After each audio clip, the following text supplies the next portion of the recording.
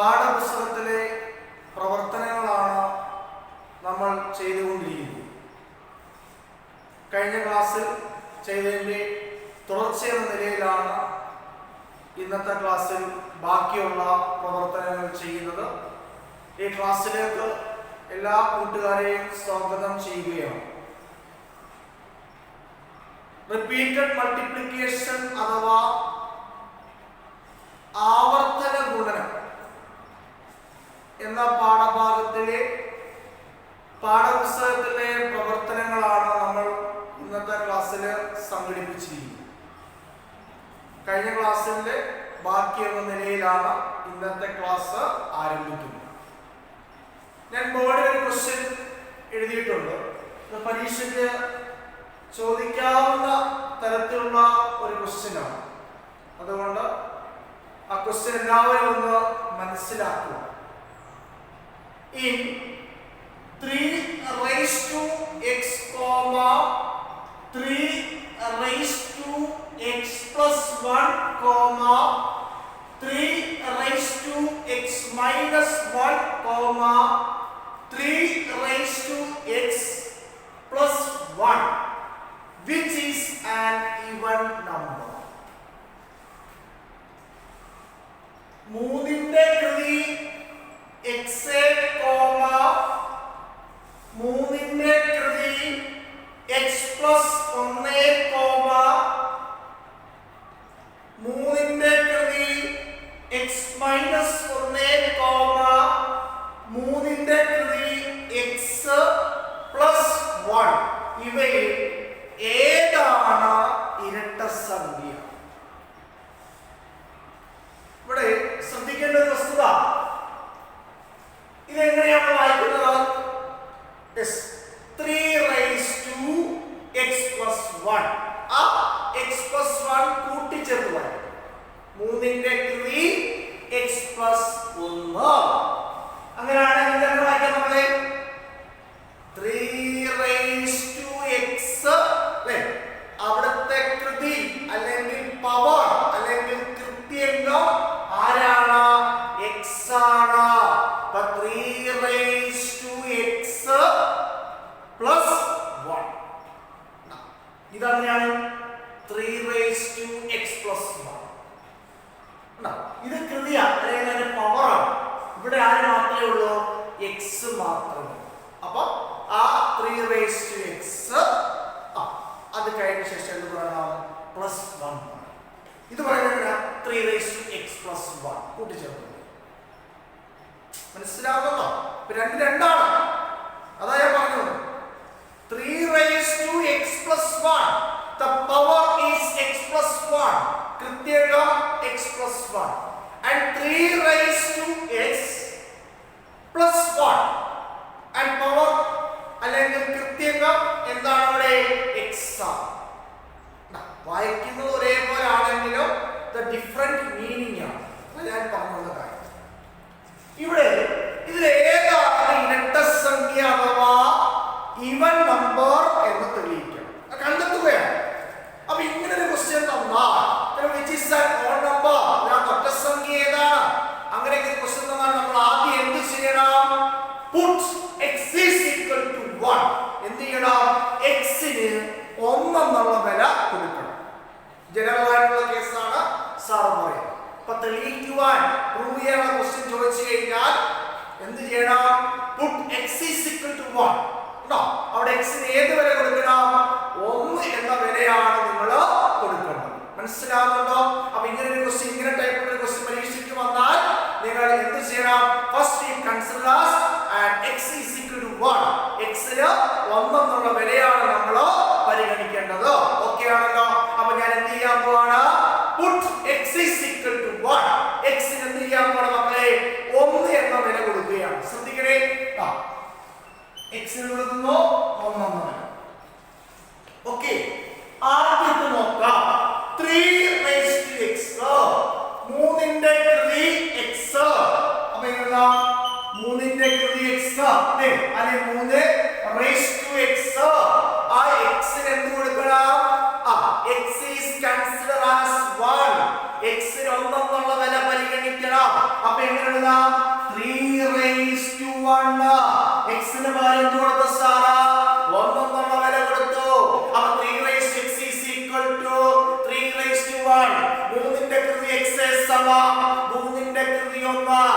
ഏതൊരു സംഖ്യയുടെ പവർ അഥവാ കൃത്യംഗം അഥവാ കൃതി 1 വന്നാൽ ആ സംഖ്യ തന്നെ ആയിരിക്കും എന്ന് നമ്മൾ ആമുഖത്തിൽ പഠിച്ചതാണ്. അതേപോലെ തന്നെ വേറെ കാര്യം പറയാം. ഏതൊരു സംഖ്യയുടെ പവർ അല്ലെങ്കിൽ കൃതി അഥവാ കൃത്യംഗം 0 വരികയാണെങ്കിൽ 1 ആയിരിക്കും എന്ന് നമ്മൾ പഠിച്ചു. ഇവിടെ എന്താണ് മക്കളെ? ആ കൃതി അഥവാ കൃത്യംഗം അഥവാ ആ പവർ എന്താണ്? 1 ആണ്. അങ്ങനെയാണെങ്കിൽ ആൻസർ എന്തായിരിക്കും? and 3 അല്ലെങ്കിൽ 3 എന്ന് എഴുതാൻ സാധിക്കും. 3:x ആണ്. put x is equal to 1 ആണ്. say that 3:1 that is equal to 3 എന്ന് പറയാം. and 3 is an odd number. yes, 3:x is equal to and 3:1 and that is equal to 3. 3ന്റെ കൃതി x സമം 3ന്റെ കൃതി 1 സമം 3 എന്ന് എഴുതാം. 3 എന്ന് പറയുന്ന സംഖ്യ എന്താണ് മക്കളെ? is an odd number ആണ്. ഒരൊറ്റ സംഖ്യയാണ്. നമുക്കിവിടെ തെളിയിക്കേണ്ടത് എന്താണ്? ഈവൻ നമ്പർ എന്ന് കിട്ടണം, ഇരട്ട സംഖ്യ എന്ന് കിട്ടണം. അപ്പോൾ ഒന്നാമത്തെ ശരിയായോ? ഇല്ല. ഒന്നാമത്തെ മനസ്സിലായ എല്ലാവർക്കും? എന്ത് ചെയ്താൽ മതി? put x is equal to 1 ആണ്, അല്ലെങ്കിൽ x considers 1 ആണ്. x 1 എന്നുള്ള വില എന്ത് ചെയ്യണം? പരിഗണിക്കണം. ഓക്കേ ആണല്ലോ? ആദ്യത്തെ കിട്ടിയില്ലല്ലോ, അത് വായിക്കേണ്ട സാറ് ശ്രദ്ധിക്കുക. യെസ്, രണ്ടാമത്തതോ? അപ്പോൾ ഞാൻ എഴുതുന്നതോടൊപ്പം ഇനി ചെയ്യാം. ഓക്കേ, അടുത്തത് 3:x + 1. യെസ്, അടുത്ത എടുക്കാം സാർ. എന്താണ് 3:x + 1? അവിടെ x ന് വരെ എന്ത് കൊടുക്കണം മക്കളെ? 1 എന്നുള്ള വില കൊടുക്കണം. ഒന്ന് കൊടുത്തു പറഞ്ഞേ. എന്നിട്ട് സബ്സ്റ്റിറ്റ്യൂട്ട് ചെയ്ത് പറ 3:1 + 1. എന്താണ് 1 + 1? 2 ആണ്. ഒന്നിനോട് ഒന്ന് കൂട്ടിയാൽ എത്രയാണ്? 2 ആണ്. അങ്ങനെ ആവുമ്പോൾ എങ്ങനെ എഴുതാം? 3:2 is equal to എന്ന് എഴുതാം? 9 എന്ന് എഴുതാം. ഞാൻ എഴുതുന്നതോടൊപ്പം നിങ്ങൾ എഴുതുകയും ചെയ്യണം. ഓക്കേ, അപ്പോൾ എന്ത് ചെയ്തു? രണ്ടാമത്തെ കേസ് എടുത്തു. രണ്ടാമത്തെ കേസ് എന്താണ്? 3:x + 1 ആണ്. അവിടെ x ന് വരെ എന്ത് കൊടുത്തു സാറാ? 1 എന്നുള്ള വില കൊടുത്തു. അപ്പോൾ എന്ത് കിട്ടി? 3:1 + 1 എന്ന് കിട്ടി. അങ്ങനെ എന്ത് എഴുതാം? 3:2 എന്ന് എഴുതാം. വീണ്ടും ഈക്വൽ ടു എന്ന് എഴുതാം? 9 എന്ന് എഴുതാം. 9 എന്തൊരു സംഖ്യയാണ് മക്കളെ? ഓഡ് നമ്പർ അഥവാ ഒറ്റ സംഖ്യയാണ്. അപ്പോൾ രണ്ട് കേസ് നമുക്ക് എന്ത് കിട്ടി? ഒറ്റ സംഖ്യ അഥവാ ഓഡ് നമ്പർ എന്ന് കിട്ടി. എല്ലാവർക്കും മനസ്സിലായ രണ്ട് കാര്യം? ആ രണ്ട് കാര്യം കിട്ടിയല്ലോ. ഇനി മൂന്നാമത്തെ കിടക്കുകയാണേ. മൂന്നാമത്തെ എന്താണ്? മൂന്നാമത്തെ എന്താ മക്കളെ? എന്താണ്? 3:x - 1. 3:x - 1. അവിടെ x ന് വില എന്ത് കൊടുക്കാം? yes, പറയൂ. 1. അപ്പോൾ എങ്ങനെ എഴുതാം? 3:1 - 1. എന്താണ് 1 - 1? ഒന്നിൽ നിന്ന് പോയാൽ 0. അപ്പോൾ എന്ത് എഴുതാം? 3:0. എന്താണ് 3:0? 3ന്റെ കൃതി 0. ഏതൊരു സംഖ്യയുടെ കൃതി അഥവാ കൃത്യംഗം അഥവാ പവർ 0 വന്നാൽ എന്താണെന്ന് നമ്മൾ പഠിച്ചിരിക്കുന്നത്? 1 ആണ്. the resultant answer is 1 ആണ്. അങ്ങനെയാണെങ്കിൽ 3:0 is equal to എന്ത് കൊടുക്കാം നമുക്ക്? 1 എന്ന് കൊടുക്കാം. 1 is an odd number. 1 എന്ന് പറയുന്നത് ഒറ്റ സംഖ്യയാണ്. അവിടെ നമുക്ക് എന്ത് കിട്ടിയില്ല മക്കളെ? ഇരട്ട സംഖ്യ അഥവാ ഈവൻ നമ്പർ കിട്ടിയില്ല. മനസ്സിലായോ? ഒന്നും കൂടെ പറയാം. 3:x - 1 is equal to and 3:1 - 1 is equal to and 3:0 that is equal to 1 and 1 is an odd number. 3ന്റെ കൃതി x - 1 സമം 3ന്റെ കൃതി 1 - 1 സമം 3ന്റെ കൃതി 0 that is equal to 1 എന്ന് പറയാം. 1 എന്താണ്? 1 എന്താണ്? ഒരൊറ്റ സംഖ്യയാണ്. നമുക്ക് വേണ്ടത് എന്താണ്? ഈവൻ നമ്പർ അഥവാ ഇരട്ട സംഖ്യയാണ്. ഈ 3 കേസിൽ നമുക്ക് കിട്ടിയോ? 3 കേസിൽ നമുക്ക് എന്തൊരു സംഖ്യയാണ് മക്കളെ കിട്ടിയത്? ഓഡ് നമ്പർ അഥവാ ഒറ്റ സംഖ്യയാണ് കിട്ടിയത്. നാലാമത്തെ സർ എടുക്കാൻ പോവാണ്.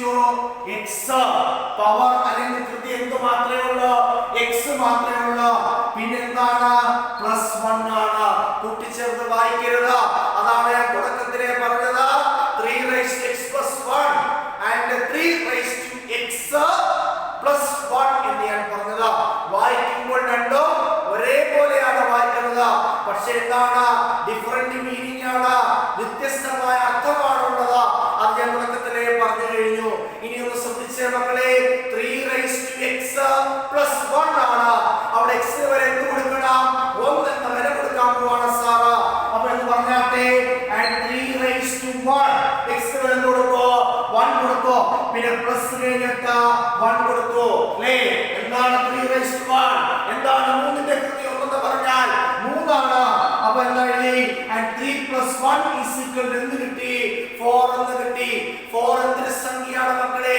ഈവൻ നമ്പർ ആണ് അല്ലെങ്കിൽ ഒരു ഇരട്ട സംഖ്യയാണ് അപ്പോൾ നമ്മുടെ ക്വസ്റ്റ്യൻ ആൻസർ ആയില്ലേ ഏത് ആൻസർ ആണ് correct 3 raised to x plus 1 3 ന്റെ കൃതി x അധികം 1 ഇതാണ് ഈവൻ നമ്പർ അല്ലെങ്കിൽ ഇരട്ട സംഖ്യ അപ്പോൾ 4 എണ്ണം തന്നു ആ 4 എണ്ണത്തിൽ നമ്മൾ എന്താണ് ചെയ്തത് ജനറൽ ആയിട്ട് നമ്മൾ എന്താണ് ചെയ്തത് മക്കളെ x ന് 1 എന്നുള്ള വില കൊടുക്കണം x കൺസിഡർ ആസ് 1 എന്ന് വില കൊടുത്തതിന് ശേഷം ഓരോന്ന് ചെയ്യണം ഒന്നുകൂടെ ഞാൻ പറയാം ആദ്യത്തെ എന്തായിരുന്നു 3 raised to x ആണ് അപ്പോൾ 3 raised to 1 എന്ന് കിട്ടും that is equal to 3 എന്ന് കിട്ടും and 3 is an odd number 3 എന്തൊരു സംഖ്യയാണ് ഒറ്റ സംഖ്യയാണ് the second one 3 raised to x plus 1 is equal to and 3 raised to 1 plus 2 is equal to and 3 raised to 2 is equal to 9 and 9 is an odd number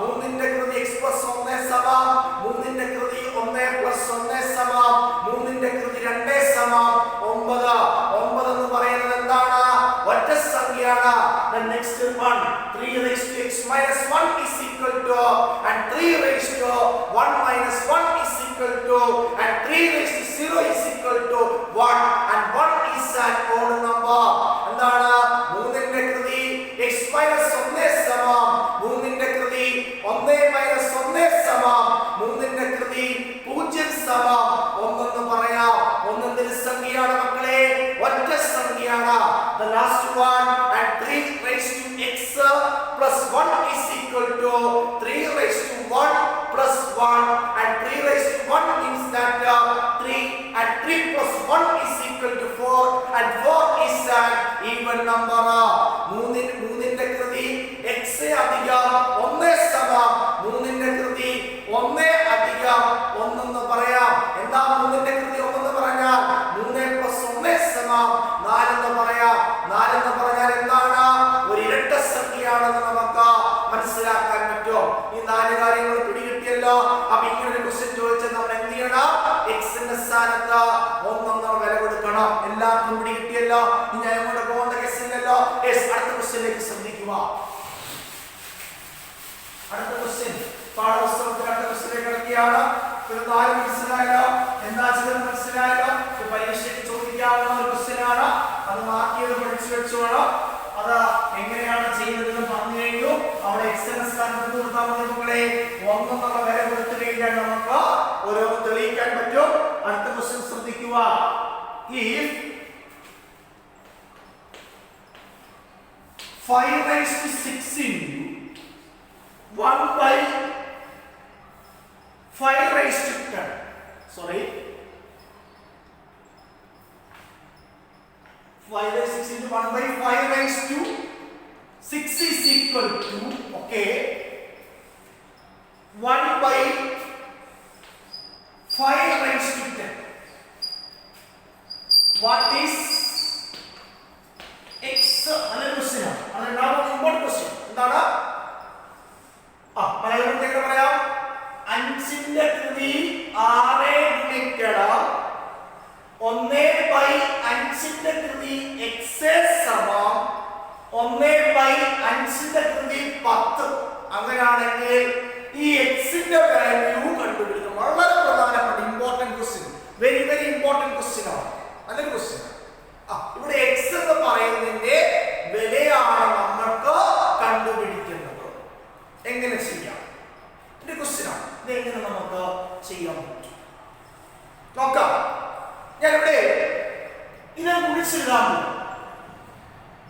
ഇത് fraction form കിടക്കൂലേ? അപ്പൊ ഇതിന്റെ fraction form ആക്കണ്ടേ? ഇത് ശ്രദ്ധിക്കണേ എല്ലാവരും. 5 raised to 6 by 1 into 1 by 5 raised to 6. Sorry, 1 by 5 raised to x. അത് മാത്രം സ്ഥലം എടുക്കുക. ഈ സ്ഥലം എടുത്തിട്ട് ഓരോന്നും നമുക്ക് ചെയ്യാം. അപ്പൊ ഇതിന് ഫ്രാക്ഷൻ ഫോം ആയിരുന്നു. ഇതിനെ ഫ്രാക്ഷൻ ഫോം ആക്കാൻ വേണ്ടി ഞാൻ എപ്പോഴും പറയുന്നതാണ്, ഡിനോമിനേറ്റർ അഥവാ ഛേദത്തിന് എന്ത് കൊടുത്താൽ മതി മക്കളെ? 1 കൊടുത്താൽ മതി. നിസ്സാരം ഗുണിക്കാൻ പോവാണേ. ഇത് ശ്രദ്ധിച്ച് എങ്ങനെയാണ് ഗുണിക്കുന്നത്?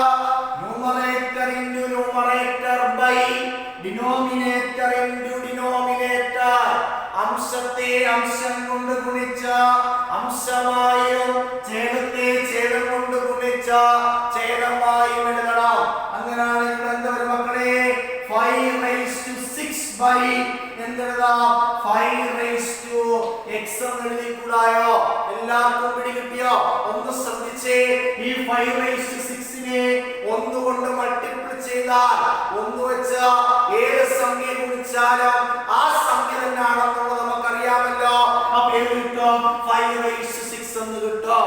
1 വെച്ച 5 raised to x നെ 1 ഗുണം 5ന്റെ കൃതി x ചെയ്താൽ എത്ര വരും? എത്ര വരും ആൻസർ? 5ന്റെ കൃതി x അല്ലെങ്കിൽ 5 raised to x എന്ന് കിട്ടും. എല്ലാവർക്കും പിടി കിട്ടിയോ? ഈ സൈഡിൽ ഇരിക്കുന്ന മനസ്സിലായോ? അപ്പൊ ഞാൻ മാറ്റി എഴുതാൻ പോവുകയാണ്. അപ്പൊ ഇതിനെ എങ്ങനെ എഴുതാൻ സാധിക്കുക? പറ്റുന്ന പറഞ്ഞോളൂ. ഒന്ന് പറഞ്ഞേ. 5 raised to 6 by and 5 raised to x. 5ന്റെ കൃതി 6 by 5ന്റെ കൃതി എന്തെന്ന് എഴുതാം മക്കളെ? x എന്ന് എഴുതാം. That is equal to 1 by എന്തെഴുതാം? 5 raised to 10 എന്ന് എഴുതാം. 1 by 5ന്റെ കൃതി 10 എന്ന് എഴുതാം. ഇനി ശ്രദ്ധിക്കുക, ഇവിടെ x ന്റെ വാല്യൂ വരണം. അപ്പം ഈ പവറിനെ കാട്ടി അല്ലെങ്കിൽ ഈ കൃത്യക്കത്തിനെ കാട്ടി വലുതായിരിക്കണം ഇവിടുത്തെ പവർ അല്ലെങ്കിൽ ഇവിടുത്തെ കൃത്യങ്കം. അതുകൊണ്ടല്ലേ മുകളിൽ വന്നത് ഓർക്കുന്നുണ്ട്? നമ്മുടെ ഡിവിഷൻ അഥവാ ഹരണ നിയമത്തിൽ പഠിച്ചതാണ്. 2 കേസ് പഠിച്ചതാണ്. ന്യൂമറേറ്ററിനെക്കാട്ടി വലുതാണ് ഡിനോമിനേറ്റർ വരുന്നതെങ്കിൽ നമ്മൾ എന്ത് കൊടുത്ത് ചെയ്യണമെന്ന് പറഞ്ഞോ? മുകളിൽ ഒരു 1 കൊടുത്ത് ചെയ്യണമെന്ന് പറഞ്ഞോ. പിന്നീട് വേറെ നിയമം പഠിച്ചു. എന്താണ്? ഇനി എന്താണ്? ഡിനോമിനേറ്ററിനെ കാട്ടി വലുതാണ് ന്യൂമറേറ്റർ എങ്കിൽ നമ്മൾ എന്ത് ചെയ്യണം? ഡയറക്റ്റ് ആയിട്ട് എന്ത് ചെയ്താൽ മതി? കുറച്ചെഴുതാൽ മതി എന്ന് പറഞ്ഞു ഇല്ലേ? നമ്മൾ പഠിച്ചതിന്റെ മക്കളെ ഡിവിഷൻ റൂൾ അഥവാ ഹരണ നിയമത്തിൽ പഠിച്ചതാണ്. എല്ലാവരും ഒന്ന് ശ്രദ്ധിച്ചേ. അങ്ങനെയാണെങ്കിൽ ഈ r എന്ന് പറയുന്ന കൃതി അഥവാ പവറിനെ കാട്ടി വലുതായിരിക്കണം ആര്? x എന്ന് പറയുന്ന ആ പവർ അല്ലെങ്കിൽ കൃതി. അങ്ങനെ ആവുമ്പോൾ ഇവ തമ്മിൽ കുറയ്ക്കുമ്പോൾ എത്ര വരികയും വേണം? 10 വരികയും വേണം. ഞാൻ പറയുന്നത് ശ്രദ്ധിക്കുക, ഒന്ന് ശ്രദ്ധിച്ച എല്ലാവരും. ഈ പവർ അഥവാ ഈ കൃതിയെ കാട്ടി വലുതായിരിക്കണം എവിടുത്തെ പവർ അല്ലെങ്കിൽ എവിടുത്തെ കൃതി? ഈ ഡിനോമിനേറ്റർ അഥവാ ഇവിടുത്തെ കൃതി അതിനെക്കാട്ടി വലുതായിരിക്കണം. അത് ഒന്നാമത്തെ കേസ്. രണ്ടാമത്തെ കേസ് എന്താണ് മക്കളെ? ഈ 2 സംഖ്യ തമ്മിൽ കുറയ്ക്കുമ്പോൾ എന്ത് വരണം? 10 എന്ന് പറയുന്ന സംഖ്യ വരണം. അങ്ങനെയാണെങ്കിൽ ഇവിടെ ഏത് സംഖ്യ ആയിരിക്കുന്ന ഒന്ന് മനക്കണക്കായിട്ടൊന്ന് പറയാമോ? ഇവിടെ ഏത് സംഖ്യ ആയിരിക്കണം? ഒന്ന് പറഞ്ഞേ. 16 ആയിരിക്കണം. ശരിയാണ് കുട്ടി പറഞ്ഞത്. x is equal to എത്ര ആയിരിക്കണം? 16 ആയിരിക്കണം. അപ്പൊ ഒന്ന് പറഞ്ഞു നോക്കിയേ. x എത്ര കിട്ടി? 16 എന്ന് കിട്ടി. അങ്ങനെയാണെങ്കിൽ ആ എഴുതാം പോസാറ 5 raised to 6 by എന്തെഴുതാം? 5 raised to 16 എന്ന് എഴുതാം. x എത്ര കിട്ടി? 16 കിട്ടി. ഒന്ന് നോക്കിയേ. ഏത് പവർ അല്ലെങ്കിൽ ഏത് കൃതിയാണ് വലുത്? ഡിനോമിനേറ്റർ അഥവാ ഛേദത്തിന്റെ കൃതിയാണ് വലുത്.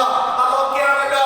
ഇനി നമ്മളൊന്ന് കുറച്ച് 16 നിന്നും 6 കുറച്ചാൽ എത്ര വരും? 10 വരും. അങ്ങനെയാണെങ്കിൽ x എന്ന് പറയുന്ന ആ വില എത്ര ആയിരിക്കും? The value of x is equal എന്ന് പറയാം 16 എന്ന് പറയാം. x ന്റെ വില എത്ര കിട്ടി മക്കളെ? 16 എന്ന് കിട്ടി. മനസ്സിലായ എല്ലാവർക്കും? ഒന്നും കൂടെ ഞാൻ പറയാം, ഒന്ന് ശ്രദ്ധിക്കണം. ഈ പവറിനെ കാട്ടി വലിയ പവർ ആയിരിക്കണം ഇവിടുത്തെ പവർ. ഈ കൃതിയെ കാട്ടി വലിയ കൃതിയായിരിക്കണം ഇവിടുത്തെ കൃതി. എന്തുകൊണ്ടാണ്? ഡിവിഷൻ റൂൾ അഥവാ ഹരണ നിയമത്തിൽ പറയുന്നുണ്ട്. 2 പവറുകൾ പറയുന്നുണ്ട്. ഒന്ന് ന്യൂമറേറ്ററിന്റെ പവർ വലുതാണെങ്കിൽ ഡയറക്റ്റ് ആയിട്ട് കുറയ്ക്കണം. 2 ഡിനോമിനേറ്ററിന്റെ പവർ വലുതാണെങ്കിൽ എന്ത് ചെയ്യണം?